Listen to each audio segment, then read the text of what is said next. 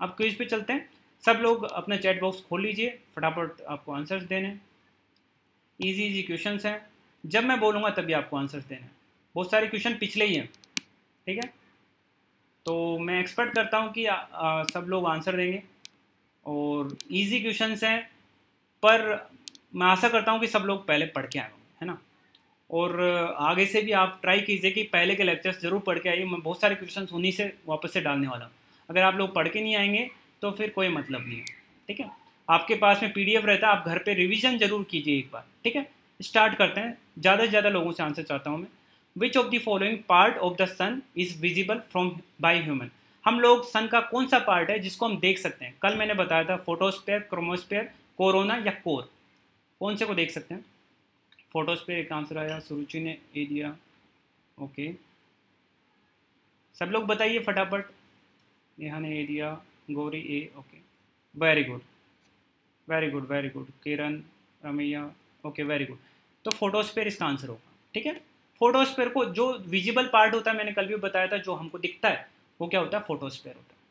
सन का कौन सा पार्ट है जो इक्लिप्स के टाइम पे, ग्रहण के टाइम पे दिखता है? फोटोस्फेयर, कोरोना, क्रोमोस्फेयर या कोर? Second question. जो ग्रहण के टाइम पे ही सन का कौन सा पार्ट हमको दिखाई देता है इनमें से?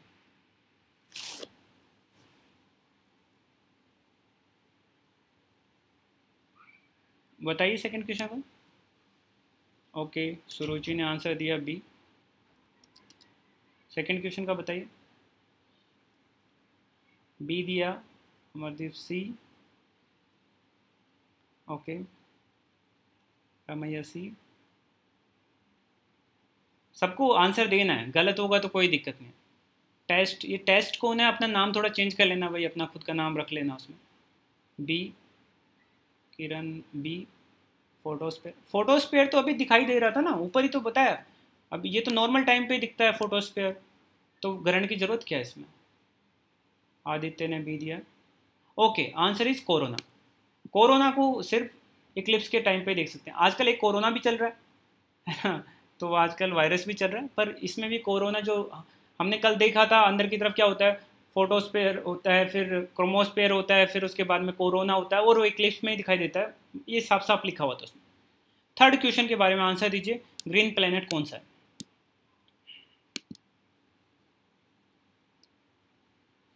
ओके, डी यूरेनस आंसर आ रहा है। वेरी गुड वेरी गुड, मतलब पढ़ रहे हो आप, वेरी गुड। और ओके, देखो अर्थ को, अर्थ कैसा प्लेनेट है? ये अर्थ ब्लू प्लेनेट है, हमने कल देखा। मार्स कैसा है? रेड प्लेनेट है। नेपच्यून का कोई ऐसा कोई खास नाम नहीं है। यूरेनस कैसा? ग्रीन है। ग्रीन क्यों है? क्योंकि वहाँ पे कौन सी गैस मिलती है? मीथेन। इसलिए वो ब्लूइश ग्रीनिश है, तो थोड़ा ग्रीन ज़्यादा दिखता है, इसलिए ग्रीन है, ठीक है। What is the time taken by the sunlight of the light of the sun to reach the earth? सन की रेज कितनी देर में पहुंच जाती है धरती तक? 8 minute, 9 minute, 7 minute, 20 second, 8 minute 20 second.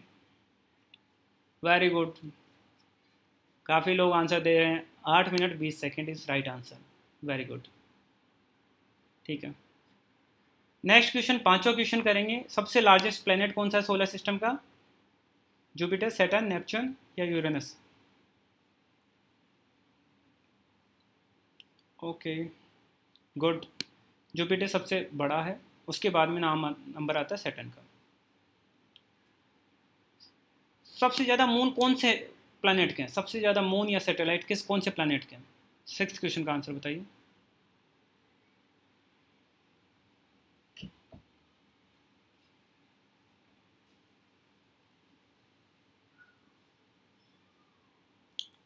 Okay, I think सबका आंसर सही है, सब लोग पढ़ाई कर रहे हैं, वेरी गुड। सैटर्न, सैटर्न के सबसे ज़्यादा है 92 कुछ बताए थे कल मैंने। और पहले किसके थे? जुपिटर के थे, पर अभी सैटर्न के क्या हो गए, 20 और मिल गए थे, तो वो उसको पीछे कर दिया उसने, ठीक है। ओके, और इसका एक सैटेलाइट जो सबसे बड़ा है सैटर्न का, वो क्या है? सेकंड सबसे लार्जेस्ट है, उसका नाम है टाइटन। ओके, आपको पता रहना चाहिए। शॉर्टेस्ट रिवोल्यूशन किसका है? रिवोल्यूशन मतलब सूरज के चारों तरफ, रोटेशन मतलब खुद की एक्सेस पे, रिवोल्यूशन मतलब सूरज के चारों तरफ सबसे जल्दी कौन चक्कर काटता है प्लैनेट्स में? नेपच्यून, मार्स, मरकरी या वीनस?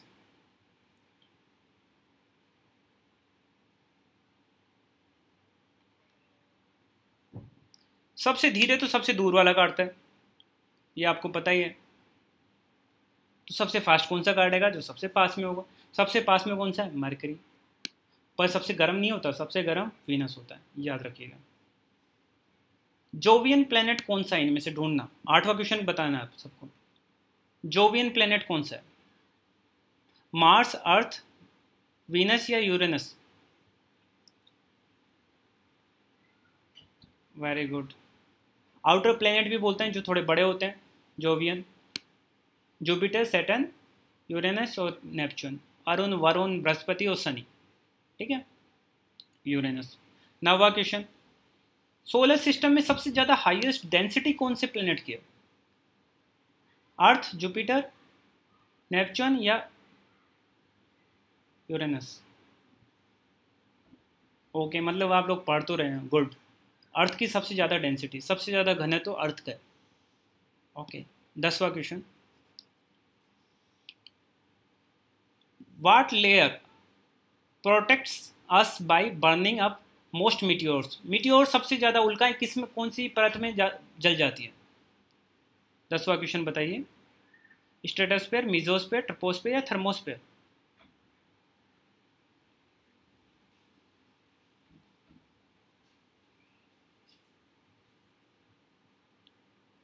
कल बताया उल्काएं कहाँ पे सारी जल जाती है। ओके, गुड, आंसर है मीजोस्फीयर। ओके, नेक्स्ट करते हैं। कौन सी लेयर में सबसे ज़्यादा वेदर एक्टिविटीज होते हैं, बादल वादल सब कौन सी लेयर में बनते हैं?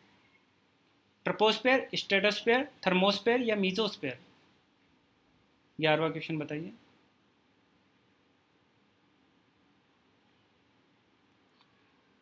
टी मतलब टर्बुलेंस, कल भी बताया था, तो क्या होगा? ट्रोपोस्फीयर। ओके, इनमें से सबसे हॉटेस्ट, सबसे गर्म लेयर कौन सी है? मीजोस्फीयर, थर्मोस्फीयर, स्ट्रेटोस्फीयर और ट्रोपोस्फीयर में से 12वें क्वेश्चन का आंसर दीजिए।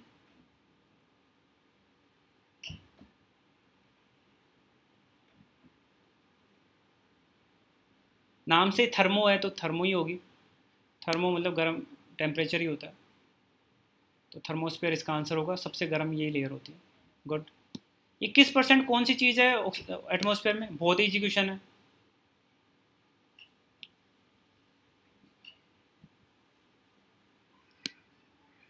ऑक्सीजन है भाई।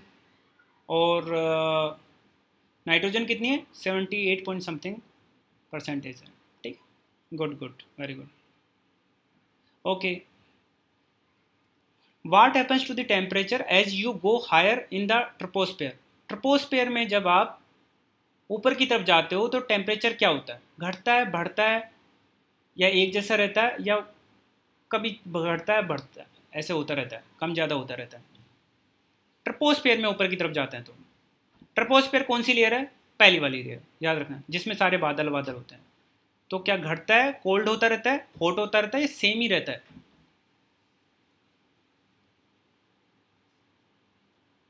Very good, very good, cold होता रहता है ऊपर की तरफ, जैसे जैसे टेम्परेचर हम लोग जाएंगे तो कोल्ड होता रहता है, ठीक है। और जैसे उसके उसके ऊपर जब जाएंगे तो वो थोड़ा सा हॉट होने लगेगा। वो क्यों होने लगेगा आपको पता चल जाएगा अभी आगे के क्वेश्चन में। अरोरा, अरोरा बोरियलिस, कल भी बताया था, कुछ चमकदार एक्टिविटी होती है आसमान में, वो कौन सी लेयर में होती है? 15वां क्वेश्चन बताइए। आसमान चमकता है, कुछ ने गूगल किया होगा देखने के लिए।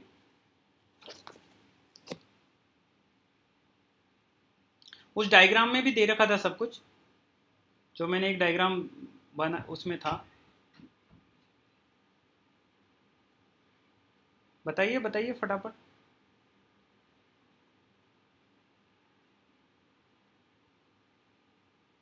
सी आंसर दिया है। ए एंड सी कैसे हो सकता है? कहीं गूगल पे सर्च किया क्या?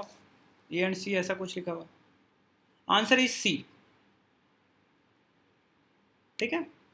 ट्रोपोस्फेयर में नहीं होता, अभी जिन्होंने दिया ट्रोपोस्फेयर तो सबसे, सॉरी, अच्छा मैं गलत देख लिया क्या, सॉरी, 15वें का आंसर है ना। 15वें का आंसर है थर्मोस्फेयर, ठीक है, आंसर इज डी। अरोरा कहाँ पे होता है? थर्मोस्फेयर में, ऊपर वाली लेयर में होता है।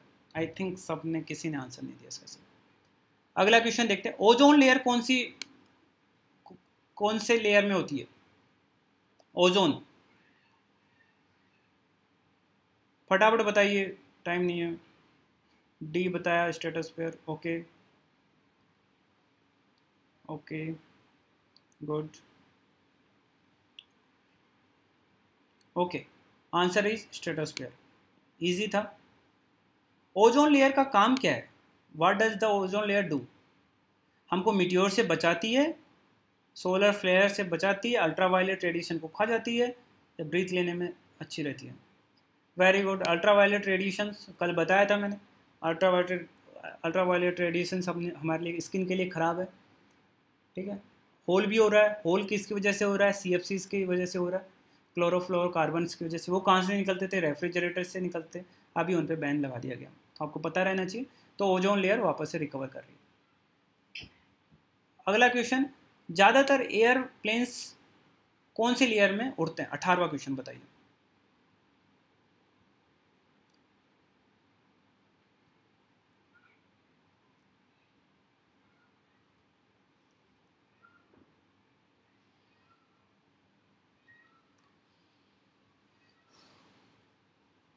ज़्यादातर प्लेन बी, ट्रोपोस्फेयर में प्लेन्स उड़ते हैं।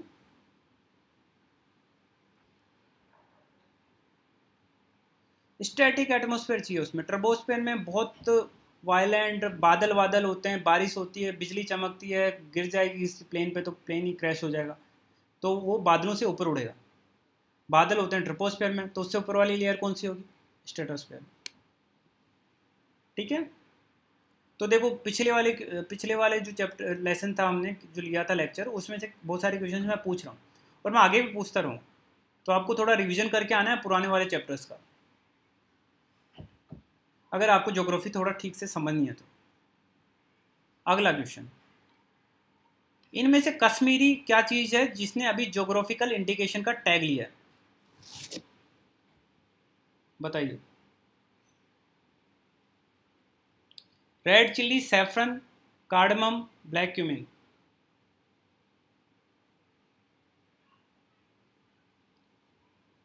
कल मैंने बताया था आई थिंक।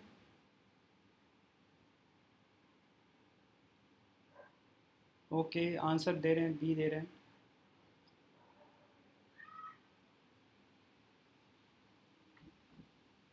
ओके, उसके अलावा दौर को मिला है, चाको को मिला है, मणिपुर का ब्लैक राइस है। ओके, चलो, यहाँ पे थोड़ी बारिश स्टार्ट होने वाली, तो इंटरनेट का कोई भरोसा नहीं है, थोड़ा सा फास्ट करते हैं। इनमें से क्या चीज़ ऐसी हुई है जो जिसका एम है मेन स्ट्रीम रिवर मैनेजमेंट इन ए सिटी अर्बन प्लानिंग फ्रेमवर्क? इनमें से एक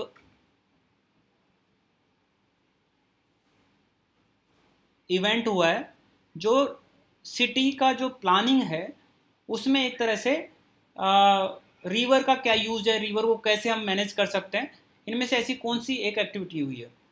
देखो, वाटर मैनेजमेंट कमीशन तो बहुत पहले से बना हुआ है, तो इसको भूल जाओ, सी मत लगाइए। ओके, आइडियाथॉन हुआ एक, ठीक है। आइडियाथॉन में क्या देखा गया कि आइडियाथॉन में ये सब लोग मिलके कुछ भी एक मिनिस्ट्री है, तो मिनिस्ट्री क्या कर रही है कि ये सारा का सारा मिलके और ये कंडक्ट करा रही है कि किस तरह से सिटीज़ का जो डेवलपमेंट है उसमें अगर रिवर आसपास से जा रही है तो उसका भी मैनेजमेंट हो सके।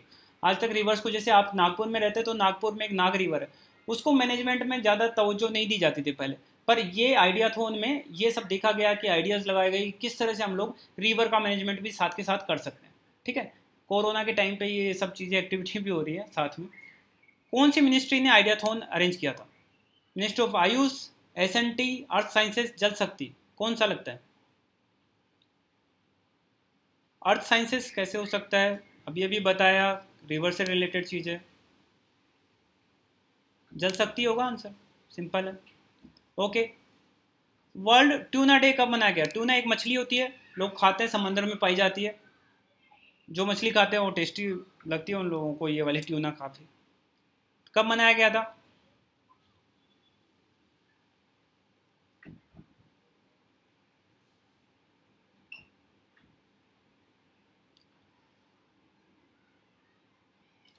बताइए।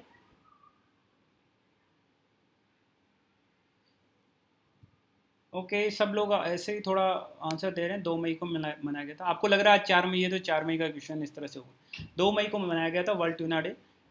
यूनाइटेड नेशन ने बनाया इसको। ट्यूना बहुत ज़रूरी है लोगों की फूड सिक्योरिटीज़ के लिए जो कोस्टल एरियाज़ में रहते हैं, तो इसलिए अवेयरनेस के लिए वर्ल्ड ट्यूना डे मनाया गया। नॉन अलाइनमेंट मूवमेंट ये कब स्टार्ट हुआ था? ये पता है क्या नॉन अलाइनमेंट मूवमेंट के बारे में सबको? ठीक है, गुड। एक ने आंसर दिया कुछ। आपको और किसी को पता है इसके बारे में?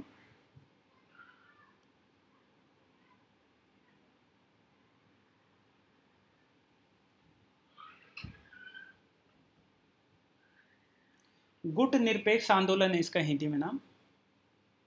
तो क्या हुआ था, मैं छोटी सी कहानी बता देता हूँ कि गुट निरपेक्ष राज्य उसमें मूवमेंट में क्या हुआ था, नॉन अलाइनमेंट मूवमेंट। तो वर्ल्ड है ना, क्या हुआ था कि जब वर्ल्ड वार 2 हुआ तो वर्ल्ड 2 भागों में बढ़ गया। एक तो जो रशिया को सपोर्ट कर रहे थे, एक अमेरिका को सपोर्ट कर रहे थे। तो क्या हुआ कि इनके बीच में एक शीत युद्ध स्टार्ट हो गया, कोल्ड वार स्टार्ट हो गया।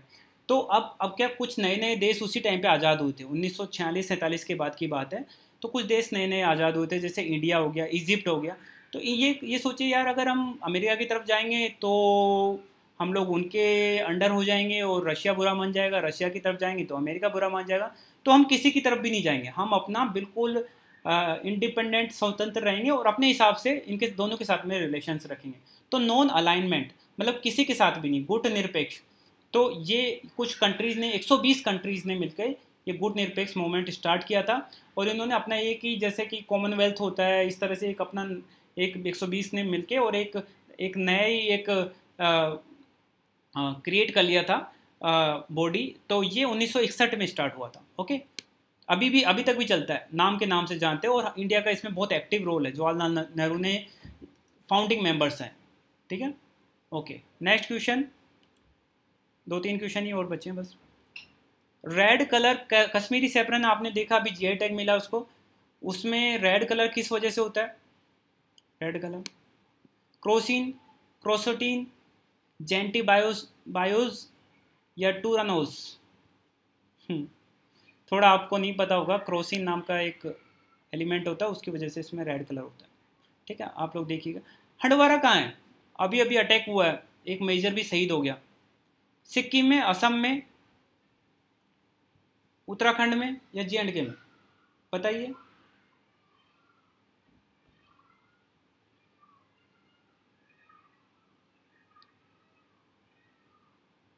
Okay, good. कुपवारा डिस्ट्रिक्ट है जम्मू एंड कश्मीर का। अभी अभी आतंकियों से लड़ा मुठभेड़ में एक तरह से एक काफ़ी जवान भी शहीद हो गए, एक मेजर भी शहीद हो गया। ओके, उसके बाद में इंटरनेशनल एस्ट्रोनॉमी डे कब मनाया जाता है? खगोल विज्ञान है ना, ऊपर जो अंतरिक्ष के बारे में जो रिसर्च करते हैं। 25 अप्रैल, 2 मई, 14 मई या 12 जून?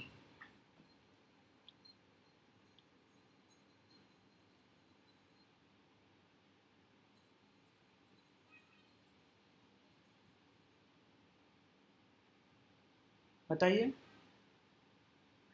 ओके, डी बताया किसी ने।